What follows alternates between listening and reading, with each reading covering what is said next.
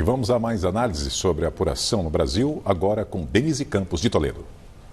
E eu converso agora com o Marco Vignoli, que é presidente do PSDB em São Paulo e também secretário de Desenvolvimento Regional do Estado de São Paulo. Secretário, boa noite. Boa noite, Denise. É um prazer estar aqui na Gazeta. Bom, eu queria a sua avaliação geral sobre essa apuração, pelo menos o que nós estamos vendo até agora, uma apuração prévia. A Bruno Covas lidera aqui em São Paulo. Nós temos um ABC também, avanço importante.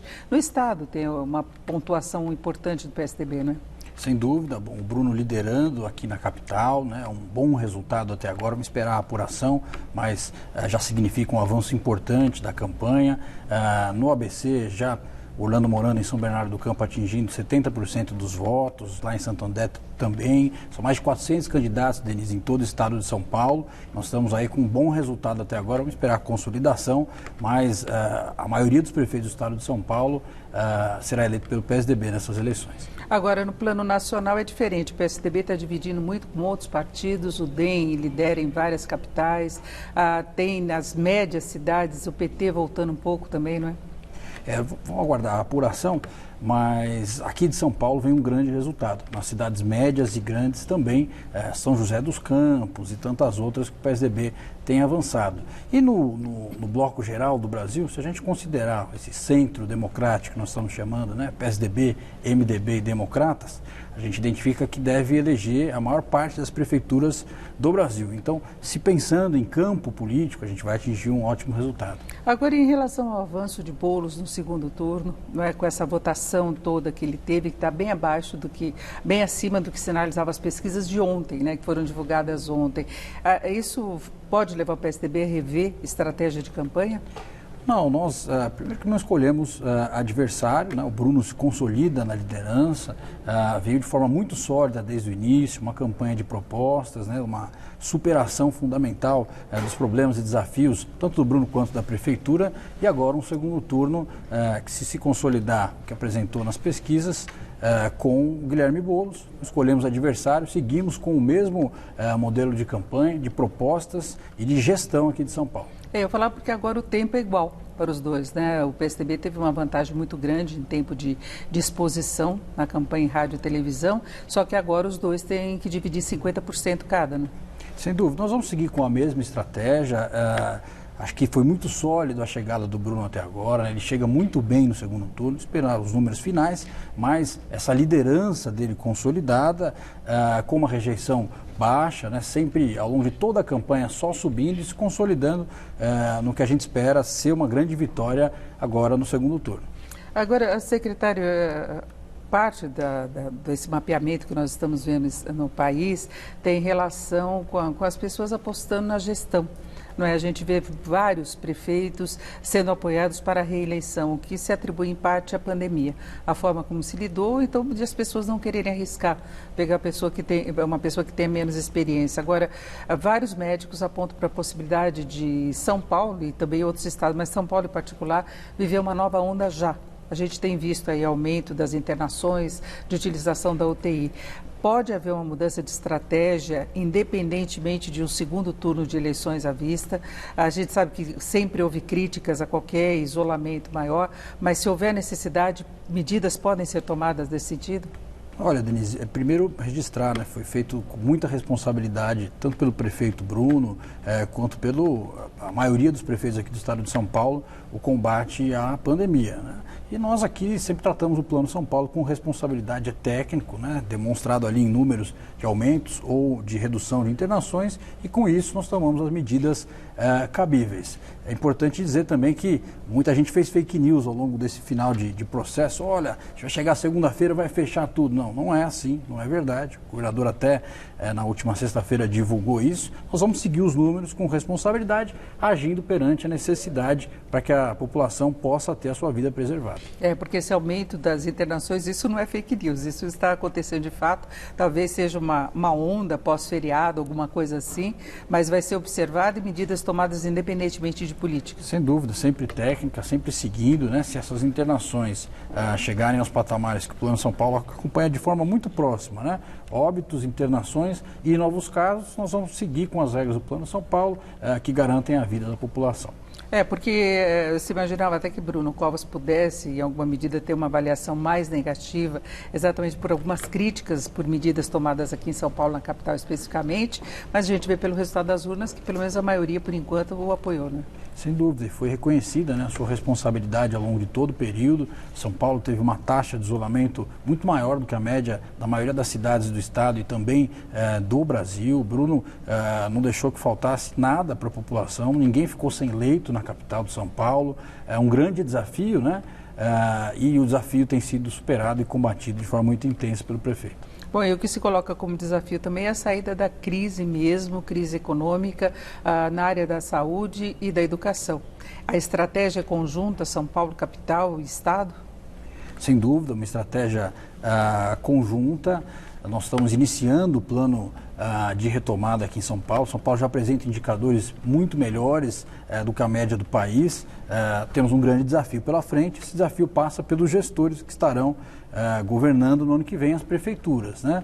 Por isso que a gente registra e sempre pede que essa atenção, essa experiência que você colocou como sendo um atributo que a população está compreendendo como fundamental para esse próximo período, é fundamental que a gente possa registrar e sempre deixar muito claro. Vai ser um ano de desafios, de uma retomada em que o governo do estado tem um grande planejamento e que as prefeituras vão precisar atuar com muita responsabilidade. Agora, secretário, deixando um pouco de lado essa questão específica das candidaturas do PSDB, se considerarmos o avanço de Boulos, também de Márcio França, o senhor vê algum recado do eleitorado, alguma mudança de postura em comparação com as eleições presidenciais? Sem dúvida.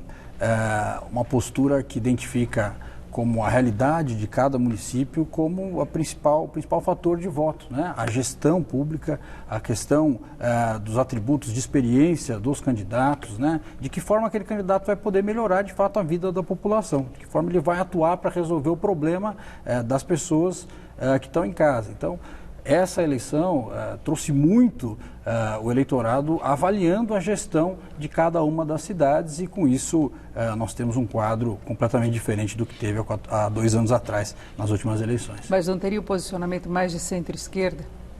Eu entendo que é um posicionamento mais calcado nos problemas e nos desafios das cidades. Podemos colocar que mais distante dos radicalismos, sem dúvida, tanto de direita, né, quanto de esquerda. Eu acho que nós estamos tratando agora de problemas, uma eleição municipal, e a população nessa eleição está compreendendo. Esse deve ser o melhor para resolver os problemas da minha cidade. Mas Boulos é um candidato de esquerda. Sim, e está chegando atrás para o segundo turno. Confiança de que vai... Não, mas pelo avanço que ele teve em relação às últimas pesquisas. Por isso que eu perguntava. Ele foi uma surpresa geral, né? O PT não atingiu um nível histórico, acho que desde 85 aqui na capital, e é provável que ele tenha herdado um pouco desses votos, mas eu registro mais uma vez, me parece mais uma eleição de centro do que uma eleição de radicalismos, seja de direita, seja de esquerda. Porque nós vimos durante um longo tempo que era sempre aquela disputa PSDB e PT, não é? Acho que desde 85, que eu estava vendo hoje pela manhã, e nessa eleição acho que o Boulos acabou ocupando um pouco mais esse espaço, Denise. Mas, mesmo assim, é uma candidatura com um teor de radicalismo mais forte, né? Estou levando aqui pelo histórico da candidatura, e o Bruno, um candidato mais de centro, né? E que leva aí a gestão como principal fator, propostas e também seu histórico pessoal para o eleitorado de São Paulo. Agora, em relação à composição e para os vereadores, a gente ainda está muito no começo da apuração, mas também tem uma divisão grande. No caso dessa composição, a gente vê, voltando também, alguns candidatos do PT. E aí está muito dividido. Isso pode dificultar depois a implementação de medidas, vencer desafios aí de pauta? Olha, o Bruno trabalhou muito bem, ele ao longo de toda a sua gestão conseguiu maiorias importantes para implementar reformas que foram fundamentais, não só para esses anos, mas para as próximas gerações aqui da capital, e ele foi parlamentar, ele tem habilidade e conhecimento para poder fazer essas reformas e os projetos aqui importantes para São Paulo avançarem. Nós entendemos que vai continuar dessa forma. Inclusive, São Paulo conseguiu um resultado em termos financeiros melhor do que a média nacional, se nós pegarmos. O Brasil todo está numa situação fiscal muito difícil, mas a capital, pelo menos, conseguiu alguma folga, né? A capital fez reformas fundamentais, o Bruno trabalhou muito bem isso, a cidade teve um avanço e foi colocada em ordem depois de uma gestão do PT que deixou em muita dificuldade o município. Com essa casa em ordem e com projetos em andamento, muitos deles em parceria com iniciativa privada, que leva um tempo, e o município começa a colher de forma mais intensa esses frutos ao longo desse último período. Por isso que é importante a gente avançar ainda mais com o prefeito Bruno Covas. Agora, secretário, o senhor cuida dessa parte do Plano São Paulo, focado na estratégia do Estado, para poder desenvolver as várias áreas, né? Meio que uma coordenação disso daí. O que a gente pode esperar em termos de estratégia para fazer o Estado crescer mais e superar mais rápido o problema, pelo menos econômico, da pandemia? Bom, o governo do Estado trabalhando um plano chamado 21-22, né, o SP 21-22, coordenado pelo secretário Henrique Meirelles, né, que trabalha dentre várias parcerias com a iniciativa privada, concessões, PPPs, muito intensas ao longo desses próximos 2 anos. Então, já se iniciou um trabalho digital nesse momento, mas presencial no ano que vem, pelo próprio governador João Dória, vendendo esses projetos de São Paulo. No meio da própria pandemia, a gente assinou a maior concessão da história do estado de São Paulo, a rodovia Pipa, né, Piracicaba Panorama, e nós vamos intensificar essas parcerias. Além disso, a reforma administrativa que foi aprovada na Assembleia Legislativa de São Paulo vai permitir com que a gente tenha a resolução de problemas históricos, como por exemplo o do Anel Norte, e dentro disso investimentos mais fortes do Estado que vão gerar emprego e renda e também solucionar questões fundamentais para a população. São Paulo já tem avançado uma melhora na sua economia ao longo desse último período, pela pujança que o Estado tem e por toda essa articulação e segurança que tem a população de São Paulo, empresariado, aqui no nosso estado. Isso vai ser intensificado no ano que vem de forma muito forte. Antes da pandemia, São Paulo comemorava de estar com um crescimento superior à média nacional, que ainda era fraca, era alguma coisa em torno de 1%. São Paulo, se eu não me engano, estava na faixa dos 3% de expansão, né? Exatamente. E São Paulo conseguiu um PIB muito bom ano passado, né? Acima do PIB do país, puxando, na verdade, o PIB do país, e uma expectativa forte para essa retomada. Nós entendemos que tanto a segurança jurídica para que todo o conjunto dos países possam investir aqui em São Paulo é um atributo fundamental, além do próprio trabalho do governador João Dória, atraindo esses investimentos e colocando projetos de pé, como essa rodovia que eu citei, a primeira rodovia carbono zero do país, no meio da pandemia, tendo aqui um contrato assinado. Perfeito, secretário. Nós voltamos a conversar daqui a pouquinho. Laerte e Luciana tem mais informações. Obrigado, Jonas. E vamos a mais análises da apuração pelo Brasil com a Denise Campos de Toledo. Eu continuo conversando aqui com o secretário Marco Vignoli, que é presidente do PSDB em São Paulo. Secretário, a gente falava da reestruturação em São Paulo, concessões, a tentativa de estimular a atividade. Agora, o Estado também implementou uma reforma administrativa, teve algumas limitações, nem tudo foi aprovado, né? Se pensava numa austeridade fiscal maior que não passou. Mas o senhor considera positivo tudo que foi obtido? É o primeiro estado do país que conseguiu implementar a sua reforma administrativa. Todos nós sabemos que a pandemia gerou um impacto muito forte em todo o setor público, todo o setor privado também, e o setor público tem que cortar da sua carne para poder entregar para a população os investimentos necessários. Nós conseguimos com essa reforma diminuir o tamanho do Estado, né, avançar numa aprovação fundamental para que a gente possa no ano que vem ter os investimentos necessários para a geração de emprego e renda e resolução de várias questões fundamentais. A reforma administrativa de São Paulo é um exemplo do que devem fazer o colegiado aqui dos municípios do estado de São Paulo no ano que vem, assim que assumirem a gestão, né? Os municípios vão ter que avançar cada vez mais com um trabalho fundamental para que possam ter esses investimentos. É redução do tamanho da máquina pública mesmo, dos custos, inclusive de manutenção dessa máquina, né? Sem dúvida, e a modernização, né? Muita coisa que pode ser feita de forma mais eficiente nesse momento e através de parcerias também com a iniciativa privada. Agora, secretário, desde o começo o governador João Dória falou muito em concessões, em participação de capital externo. O Brasil não está muito bem avaliado no exterior. Dá para superar essas dificuldades e conseguir atrair capital especificamente para São Paulo? Haveria essa segurança institucional? existe essa segurança institucional, sobretudo no trabalho feito aqui do Estado de São Paulo, que tem atraído esses investimentos ao longo de todo o período. Foi um trabalho intenso do governador ao longo do último ano. Nós temos escritório hoje do nosso Invest São Paulo, que é a agência de atração de investimentos na China, por exemplo, e também no Oriente Médio. O governador já anunciou mais um escritório para Nova York, sobretudo agora com a vitória do Joe Biden, para que a gente possa atrair investimentos de lá também.